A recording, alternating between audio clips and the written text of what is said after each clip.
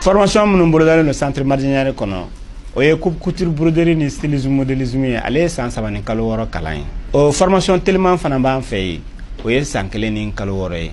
maquillage musorosiri coiffure o fana kalan mi centre Mardianière kɔnɔ o ye san 2 de ani kalo 6 o fana formation tellement be san 1 ani kalo 6 tatouage farafin jabi endu jabi o fana kalan bi centre Mardianière kɔnɔ no bana amina i former façon business la donc o kalo 6 à ce moment i ka diplôme sɔrɔ i bɛ se ka baara kɛ diɲɛ fan bɛɛ o kɔfɛ internat bi centre Mardianière la i bɛ se k'i den bila ka na Mardianière kɔnɔ siyɔrɔ ni dumuni a b'o bɛɛ lajɛlen sɔrɔ ni k'a ka baara kɛ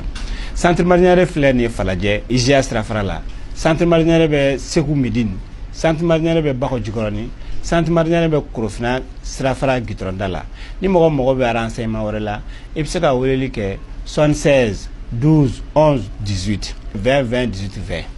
ou bien i bɛ weleli kɛ 76 22 01 04. Biye kari juye kalo kile muga ani wolonvla samba fla hani muga ani duru aw minnu sɔgɔlen bɛ y'aw ka jabaraniso mandi la an ka foli b'aw bɛɛ lajɛlen ka kɛ n'aw ka wagatiw cogoya ye an b'a lɔdɔnniya k'aw ka kunnafoniw wagati silen filɛ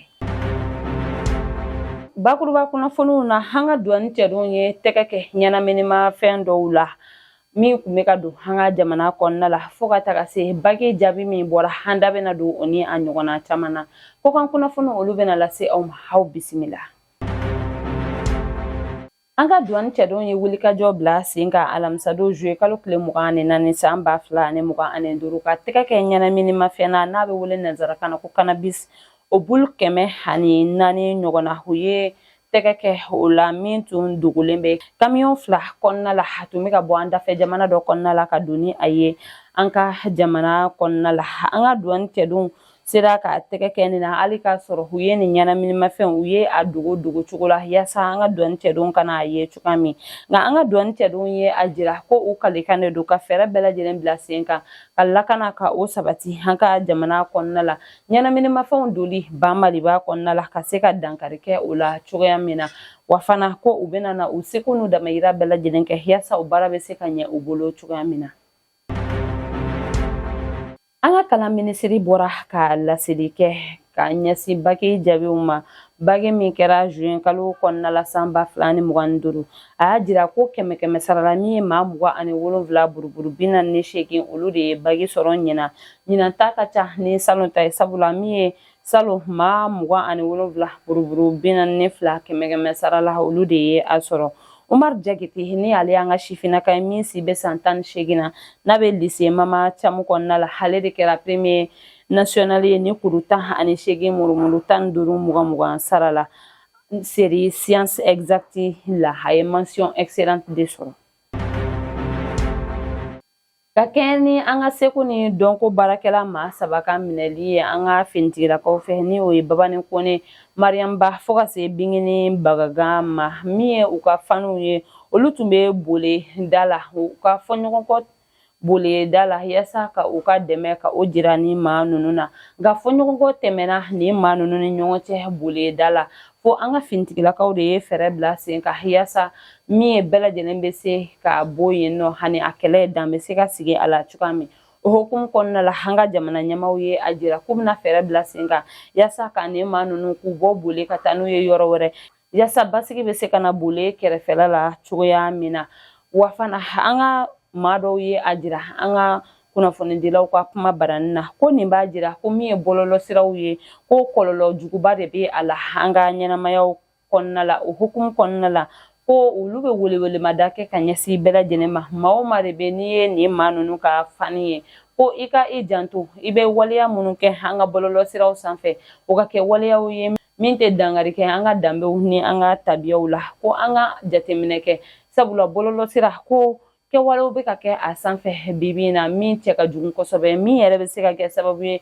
ka an ka jamana ka o tɔgɔ tiɲɛ wa an bɛ ka ɲini ka bɛn ni kelenya min sabati an ka jamana kɔnɔna la a bɛ se ka kɛ sababu ye ka dankari yɛrɛ kɛ o la ko olu kɔni hakilina la min ye dɔnkili ye a b'a ɲini ka fara ɲɔgɔn kan de kɛ nka ko dɔnkili man kan tɛ ka kɛ sababu ye ka farafarali don maaw ni ɲɔgɔn cɛ. An ka waribɔ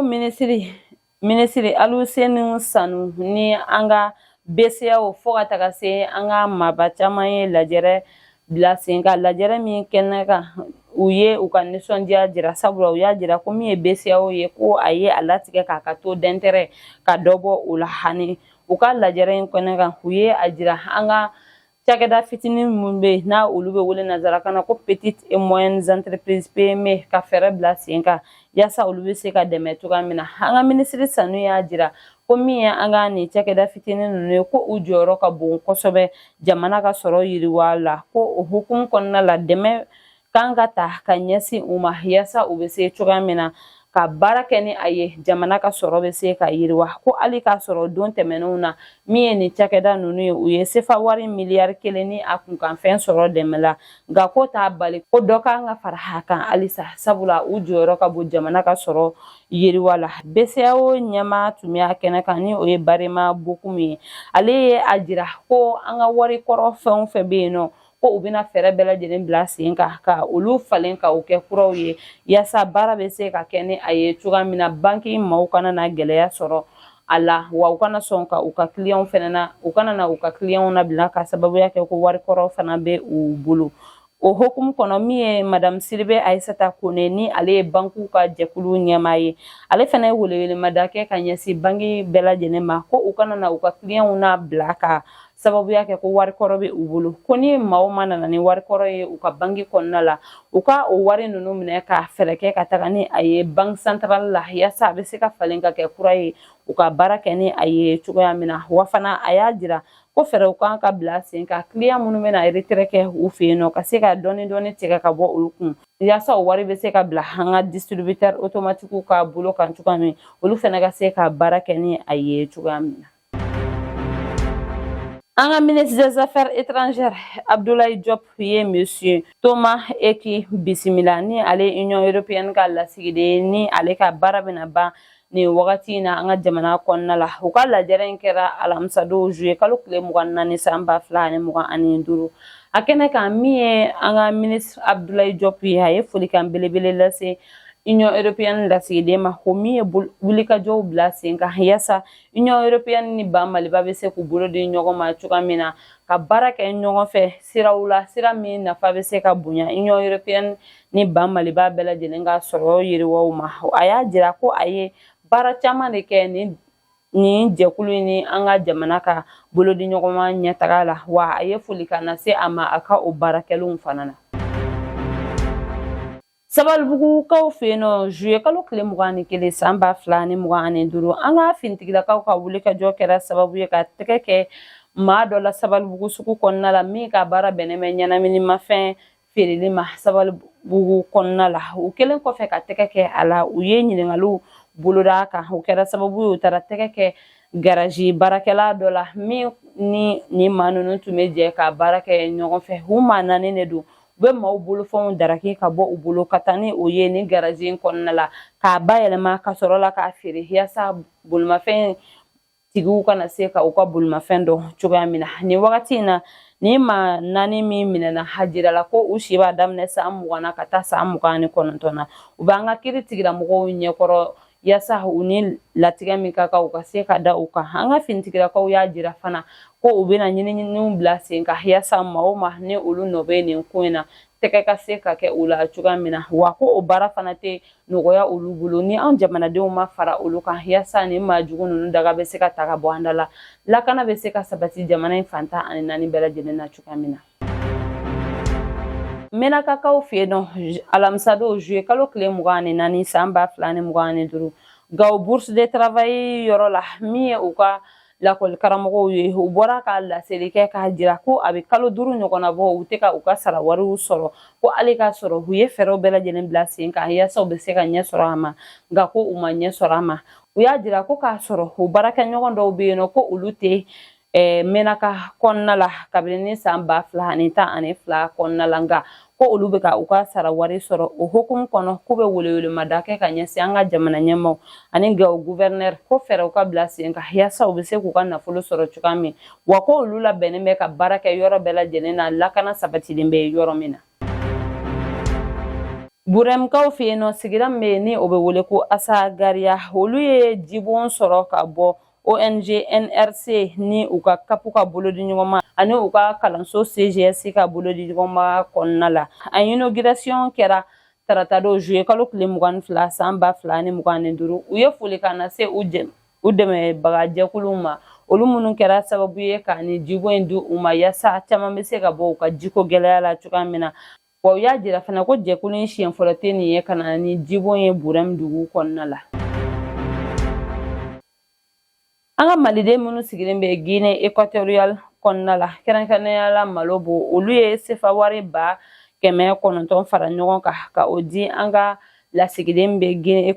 Équatoriale kɔnɔna la. Fidèle Jara ale ni an ka conseiller des Maliens établis en Guinée ɲɛma olu de ye u sen bɔ u kɔnɔkɔrɔ ka na alamisa don juillet kalo tile 24 san 2025 ka na di état-major général des armées ma yasa an ka finitigilakaw bɛ se ka u yɛrɛ dɛmɛ ni a ye cogoya min na. Min ye chef d'état-major général des armées ye ni o ye général de division Keba Sangare ye a y'a jira ko hakilina kelen pe dɔrɔn de bɛ olu la sisan o de ye ko sigikafɔ tɛna tɛmɛ o ni maa cɛ marifa bɛ mɔgɔ min bolo ko n'u ye marifa sɔrɔ maa o maa bolo baara min kan ka da i kan u bɛna na o da i kan sabula ko b'a jira e t'a fɛ ka bɛn ni kelenya baaraw ka olu bila sen kan. Wa fana ni hakilina min bɛ an ka finitigilakaw la min ye an ka lasigiden Fidèle Jara ye ani an ka président du conseil des Maliens établis en Guinée Équatoriale u ye an ka finitigilakaw fo u ka ni hakilina ɲumanya in na sabula ko nin bɛ kɛ sababu ye ka lakana baaraw ka olu sabati an ka jamana kɔnɔna la ani ka a nɔgɔya fana.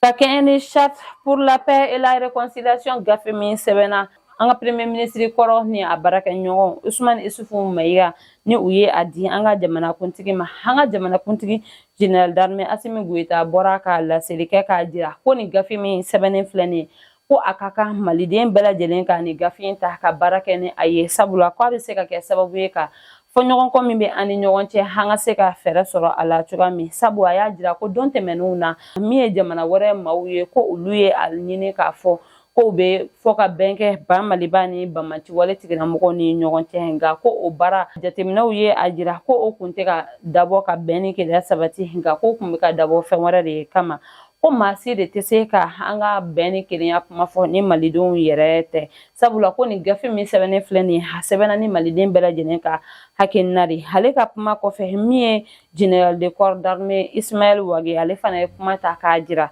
ko malidenw dɔrɔn de bɛ se ka u ka fɔɲɔgɔnkɔw ka a ban ko ni sigikafɔ ye o hukumu kɔnɔ u ye welewelemada kɛ ka ɲɛsin Banmaci wale tigilamɔgɔ bɛɛ lajɛlen ma ko maa o maa de bɛ n'i b'a fɛ ka marifa bila ka segin ka na Ban Maliba kɔnɔna la ko dayɛlɛnnen bɛ i ye sabula ko anw de ye donda kelen anw de ye bɔda kelen wa anw de ye jeli kelen maa si tɛ se ka an ka kɛlɛ in ban ni an yɛrɛ tɛ.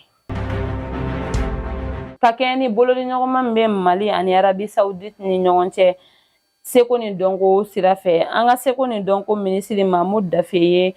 Arabi Saoudite lasigiden Abdallah Ben Saleh Saber bisimila tɛnɛn don juillet kalo tile 21 san 2025 u ka ɲɔgɔnye in kɔnɔna la min ye Arabi Saoudite lasigiden ye a y'a ɲini an ka seko ni dɔnko minisiri fɛ ko olu bɛ ɲɛnajɛ dɔ bila san o san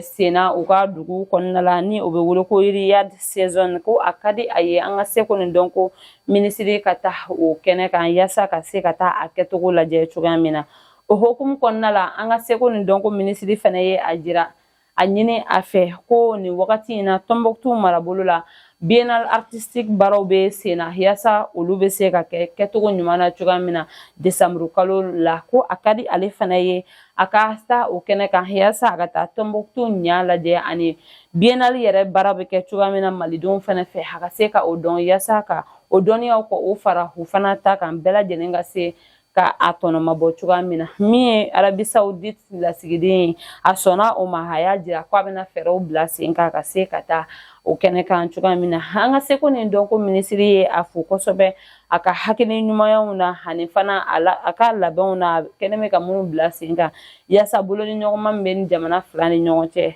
o bɛ se ka sabati cogoya min na. O b'an ta an ka kɔkan kunnafoniw na an bɛ taa Bɛnɛ kɔnɔna la Bɛnɛ commission électorale maaw bɔra ka laseli kɛ k'a jira ko avril kalo tile 12 san 2026 min ye bɛnɛ jamanakuntigi kalafili ko o bɛna kɛ o hukumu kɔnɔ ko wele bɛna bila bɛnɛ jamanaden bɛɛ lajɛlen ma u ka taa kala fili u ka cɛbɔ ye maa o maa ko n'i b'a fɛ ka kɛ cɛbɔ ye ni jamana kalafili sen fɛ ko k'i jija i k'i ka candidature ladon yanni octobre kalo tile 11 san 2025 cɛ wa fana ko i ka prévu dɔ ni o ye sɛbɛnfura ye ko o bila o fara i ka candidature kan min b'a jira ko sefa wari miliyɔn 25 min fɔra ko i ye o sara wa fana u y'a jira ko min ye u ka jamanakuntigi ye ni o ye Patrice Talon ye ko y'a jira ko ale tɛna i kan bɔ jamanakuntigiya nɔfɛ san 2026 kɔnɔna la. Yasa AES jamana saba bɛɛ lajɛlen ka sariyasunw bɛ se ka kɛ kelen ye cogoya min na Niger jamana ɲɛmaaw ye fɛɛrɛ bila sen kan ka jɛkulu sigi minnu bɛna o baaraw kɛ kɛcogo ɲuman na teliya la yasa degun ni gɛlɛya min bɛ ɲɛsin ni jamana saba in bɛɛ lajɛlen ma u bɛ se ka a sariya tigɛ cogoya min na ɲɔgɔn fɛ a sariyasunw bɛɛ lajɛlen ka kɛ kelen ye o jɛkulu ɲɛminɛlen bɛ Niger ministre de la justice Aliyu Dawuda de fɛ min ye u ka ministre de la justice ye a ye a ɲini ko a nafa ka bon kosɛbɛ ni o ye ka ni jamana saba bɛɛ lajɛlen ka sariyasunw ka a kɛ kelen ye sabula ko a bɛ kɛ sababu ye gɛlɛya min ɲɛsinnen bɛ u ma lakanako baaraw la u bɛ se cogoya min ka u ka sariya tigɛ ɲɔgɔn fɛ cogoya min na yasa ni baara bɛɛ lajɛlen bɛ se ka nɔgɔya a kɛnɛ kan u ye laɲini fila u ye o bila sen kan laɲini fɔlɔfɔlɔ o de ye Confédération des États du Sahel ka gafe ka se ka yɛlɛma don o la yasa sariyasun belebele bɛ se ka don o kɔnɔna la cogoya min na sariyasun min